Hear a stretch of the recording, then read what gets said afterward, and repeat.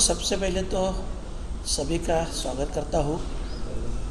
आप सभी को मालूम है, एक 4-5 साल से नवी मुंबई अंतर्राष्ट्रीय विमानतल जो बन रहा है और इसी विमानतल को स्वर्गीय दिबा पाटिल साहब, जो इस देश के नेता थे, जिन्होंने बहुत से ऐसे डिसीजन लिए जो हमारे देश की माँ बहनों के लिए है, हमारे फार्मर लोग के लिए है, ओबीसी समाज के लिए है। तो ऐसे जो हमारे देश के नेता थे स्वर्गीय दिबा पाटिल साहब, जो 5 बार एमएलए थे, विरोधी पक्ष नेता थे, 2 बार सांसद थे, इतना सब होने के बावजूद भी आखिरी समय वो जिस घर में रहते थे, वो घर लोगों ने श्रमदान से बना के दिया था, उसी घर में रहते थे। ऐसे प्रामाणिक नेता जिनका नाम नवी मुंबई अंतर्राष्ट्रीय विमानतल को लगना चाहिए, ये सभी पार्टियों की तरफ से सभी पार्टी के नेता, सभी स्थानिक भूमिपुत्र और खास करके महाराष्ट्र गवर्नमेंट ने भी, आपकी जानकारी के लिए बताता हूँ, 2022 में खुद तत्कालीन मुख्यमंत्री उद्धव जी ठाकरे साहब ने भी इस विमानतल को स्वर्गीय दिबा पाटिल साहब का नाम देना चाहिए, ऐसा ठराव सेंट्रल गवर्नमेंट को भेजा था। उसके बाद यूपी के सरकार ने भी यही सेम ठराव, जो कि एक ही नाम से स्वर्गीय दिबा पाटिल साहब के नाम से केंद्र सरकार को भेजा, पर अभी तक उसके बारे में कुछ भी डिसीजन नहीं हो रहा है। आपको मालूम है, ऐसा समझ रहा है कि आने वाली 30 तारीख को, मतलब बराबर आज से 18 दिन के बाद, उस एयरपोर्ट का उद्घाटन होने जा रहा है, जबकि हमारी सबकी मांग है कि उद्घाटन से पहले स्वर्गीय दिबा पाटिल साहब का नाम देना चाहिए।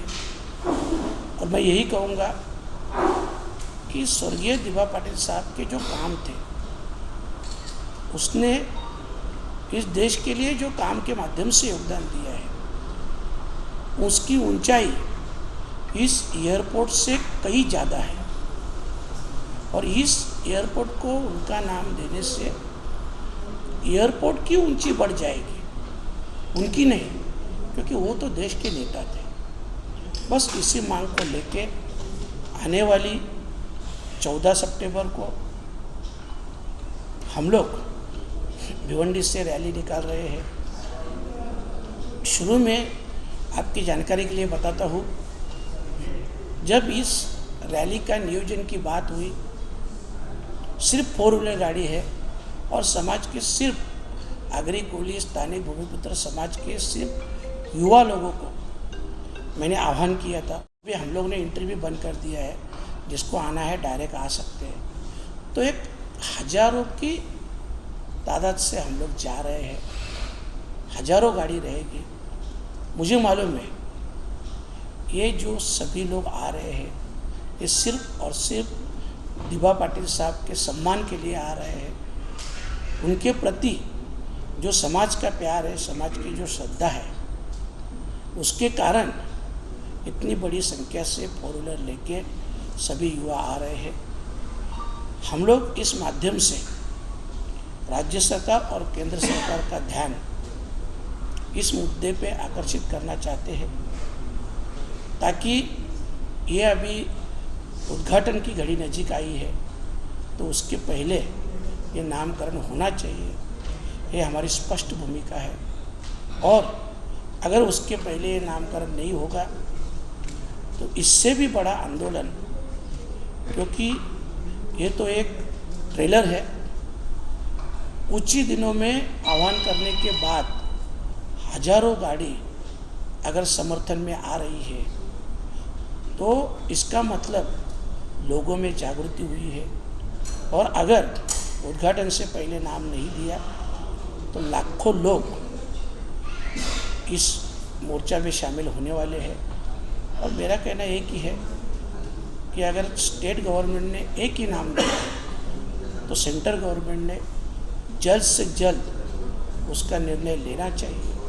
बस हम लोग यही चाहते हैं। कार लेना पड़ेगा या आपके ऑफिस वालों से जो है कांटेक्ट करना पड़ेगा, कैसे आप? नहीं, देखो ये सब सेफ्टी के लिए हम लोग ने किया है कि सभी गाड़ी का नंबर, ड्राइवर का नाम, नंबर, ये सब हम आरटीओ में भी देने वाले हैं। ट्रैफिक डीसीपी साहब दोनों, थाना के भी, न्यू बॉम्बे के भी, नवी मुंबई के भी, सभी से बात हुआ है तो उनको ये सब डिटेल्स देने वाले हैं। पर अभी ऐसी हालत है कि 2000 की गाड़ी के ऊपर एंट्री गई है, तो अभी हम लोग बता रहे हैं कि कौन से एरिया से कौन से पॉकेट से कितने लोग आ रहे हैं। हमारे न्यू बॉम्बे महानगर पालिका जो है, उन्होंने जो महानगर पालिका के जो क्षेत्र में जो फलक लगाए, न्यू मुंबई विमानतल, इस तरह के फलक लगाए, कई युवाओं ने वहाँ पर विरोध करके वो बोर्ड तोड़े भी है, उसके बारे में क्या कहना है? देखो, मतलब जब ये बोर्ड लगे, अंतर्राष्ट्रीय विमानतल के जब बोर्ड लगे हैं तो वो बोर्ड तोड़े भी है, कहीं पे उनके ऊपर काला कलर लगाया है, मतलब लोगों ने अपना निषेध व्यक्त किया है। तो इसके लिए एक गवर्नमेंट को, देखो अभी नज़दीक आ रहा है, इसके आपने देखा होगा संसद में भी मैंने इसके बारे में आवाज़ उठाई थी, और अभी ये 14 तारीख को रैली निकल रहा है। तो ये जो लोगों का विरोध, क्योंकि 4-5 साल से चालू है, हमारी संघर्ष समिति भी लगातार संघर्ष कर रही है, कई समाज की संस्थाएं हैं जो काम करती है, वो लोग भी इसका विरोध कर रहे हैं, इस संघर्ष में शामिल है। और आज जब मैं भी कर रहा हूँ तो मैंने भी सभी को आह्वान किया है कि आप सभी ज़्यादा से ज़्यादा संख्या से इसमें शामिल हो जाए। सिर्फ 1-2 मिनट में आपका लूँगा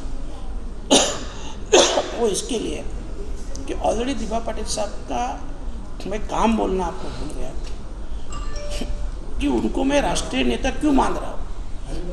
देखो 1989 में जब श्री भ्रूण हत्या का कायदा पारित हुआ, वो कायदा महाराष्ट्र विधानसभा में दिभा पाटिल साहब ने पारित किया। उसके बाद में 1994 में सेंटर के गवर्नमेंट ने भी उसकी दखल ली और पूरे देश में ये श्री भ्रूण हत्या का कायदा लागू। जो फार्मर लोग का था, जगह के बदले में जगह, पहले आप देखते थे सेंटर का हो या स्टेट का हो, जो भी प्रोजेक्ट निकलता था उसमें से कुछ छोटी मोटी अमाउंट दे के फार्मर को खुश किया जाता था, चुप करते थे और प्रोजेक्ट करते थे। पर उसके बाद में दिभा पाटिल साहब ने क्लियर कट एक आंदोलन किया, तो उस आंदोलन के माध्यम से उन्होंने शासन को पता है कि भूमि की बदले में, मतलब जगह के बदले में जगह मिलनी चाहिए। और जो 12.5% का जो फार्मर के बाजू से डिसीजन हुआ, वो भी स्वर्गीय दिभा पाटिल साहब ने किया, जो पूरे देश में लागू हुआ। कुल कायदा आपको मालूम है, कुल कायदा तो 1948 में पारित हुआ था, मतलब मंजूर हुआ था, जिसकी दखल खुद डॉक्टर बाबा साहेब आम्बेडकर ने ली थी। तो उसके बाद में 1957 से लेकर 1965 तक दिभा पाटिल साहब खुद MLA थे, उन्होंने इसका फॉलोअप लिया और ये जो कायदा था ये GR सहित पारित किया महाराष्ट्र में। इसके बाद में वो पूरे देश में लागू। और इससे और एक बात बताता हूँ कि जब मंडल आयोग की सिफारिश लागू करना था पूरे महाराष्ट्र में, तब OBC का उसी समय 1984 में OBC का महाराष्ट्र का नेतृत्व दिभा पाटिल साहब कर रहे थे। मेरा कहने का मतलब यही है कि उनका जो काम है, आज भ्रूण हत्या का जो हुआ, सब हमारे माँ बहनें बेटियाँ हमारे पूरे देश के, उनके लिए कानून लागू हुआ, पूरे देश के फार्मर के लिए कानून लागू हुआ। OBC को जो पूरा हक मिला, उसका भी महाराष्ट्र का उन्होंने नेतृत्व किया था। ये सब उनके काम देखेंगे, पूरे देश लेवल के काम। और इसके लिए हम बोलते हैं कि इस विमानतल को उनका एयरपोर्ट को नाम मिलना चाहिए, जिससे एयरपोर्ट की ऊंची बढ़ जाएगी। दिबा पाटिल साहब की नहीं, दिबा पाटिल साहब की ऊंची तो बहुत ज़्यादा है, क्योंकि वो देश के नेता थे। महाराष्ट्र राज्य सरकार नाम की घोषणा, महाराष्ट्र सरकार विलंब नहीं कर रही है। महाराष्ट्र सरकार ने वो ठराव सिर्फ एक ही नाम का, दिबा पाटिल साहब के नाम का ठराव सम्मत करके सेंटर में भेजा। वो सेंट्रल गवर्नमेंट उसके ऊपर डिसीजन नहीं ले रही, वहाँ पे रुक गए। तो देखो अभी 30 तारीख को अगर उद्घाटन है ओपनिंग है, तो सिर्फ 17-18 दिन बचे हैं और अभी भी उनका नाम अनाउंस नहीं हो रहा है। मतलब सरकार के मन में कुछ अलग है, कुछ अलग मंशा है, और इसके लिए पूरे सभी के मन में एक संभ्रम है, और इसके लिए हम लोग एक आंदोलन कर रहे हैं। Thank you.